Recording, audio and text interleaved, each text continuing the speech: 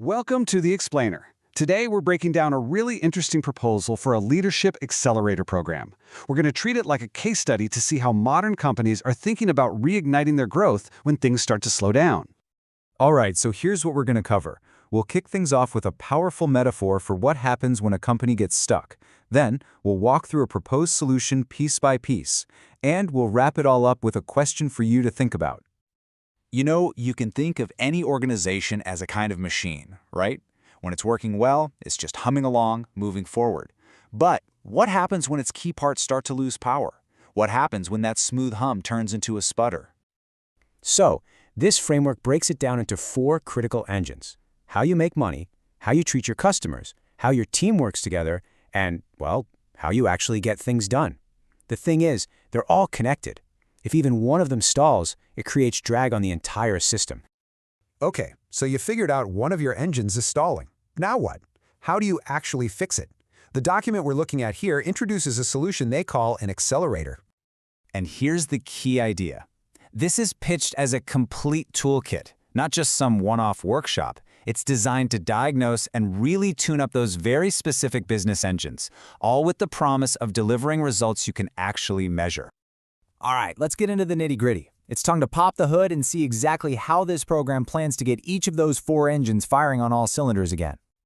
First up, the big one, right? The revenue engine. The goal here isn't just a quick sales blitz. It's about finding and unlocking growth that can actually last for the long haul. And you can see what they're doing here, right? This goes way beyond just yelling, "Sell more." It's a structured approach.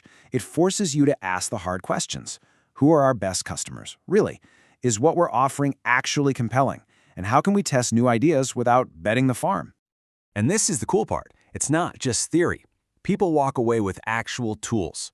They leave with a map showing exactly where the new revenue opportunities are, a canvas for running smart experiments, and a live dashboard to track all of it. Okay, next up, the program zooms right in on the customer engine. And this isn't just about making people happy. It's about building real loyalty and making sure each customer relationship becomes more valuable over time. So the focus here is on the entire customer lifecycle. It's about actively designing trust and empathy into every single conversation, mapping out their entire journey to spot the bumps, and this is huge, having a bulletproof plan for when things go wrong. And just like before, it's all about creating usable assets. You get a visual map of the customer's world, a standard operating procedure for fixing problems, and actual playbooks so your team's communication is always on point. All right, engine number 3, culture. Now this is the one that can feel a bit fuzzy, right? It's harder to measure, but man, when it's working, it is an incredibly powerful force. So the whole point of this module is to take that fuzzy concept and make it real. It's about figuring out where your culture is today and then systematically turning those nice-sounding values on the wall into concrete, everyday behaviors and team rituals. So what do you actually get? Well, the deliverables here are all about alignment. You get a clear report card on your culture's health, plus these charters that basically act as a team contract, a public agreement on how we're all going to behave and work together. And finally, the 4th engine. And this is the one that addresses a pain point that trips up so many businesses. How do you turn all your great strategies and big ideas into consistent, everyday action? This is the Get Stuff Done engine. It's all about installing a real system for execution. It uses proven frameworks like OKRs, objectives and key results, to make goals crystal clear, and then builds a rhythm of meetings and check-ins to make sure everyone stays on track. The big idea here is that accountability isn't just something you hope for, it's something you build into the process. Teams walk out with a clear plan for the next 90 days, templates to keep them focused, and a matrix that shows exactly who owns what. No more confusion. Okay, so we've seen what's inside each module. Now let's look at the how. How does a program like this actually roll out in the real world? And you can see right away, this isn't a weekend retreat. It's designed as a 90-day sprint.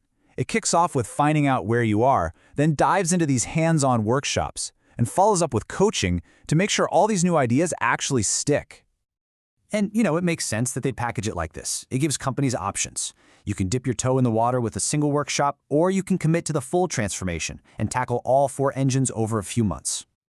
But, of course, at the end of the day, there's really only one question that matters. Does any of this actually work? Let's see what their proposal says about the impact. Well, according to their data, the answer is a pretty strong yes. They're highlighting some impressive results from past clients. We're talking an 18% jump in customer retention for one company, and for another, they cut their sales cycle by a whopping 25%. Those are the kinds of numbers you can definitely feel.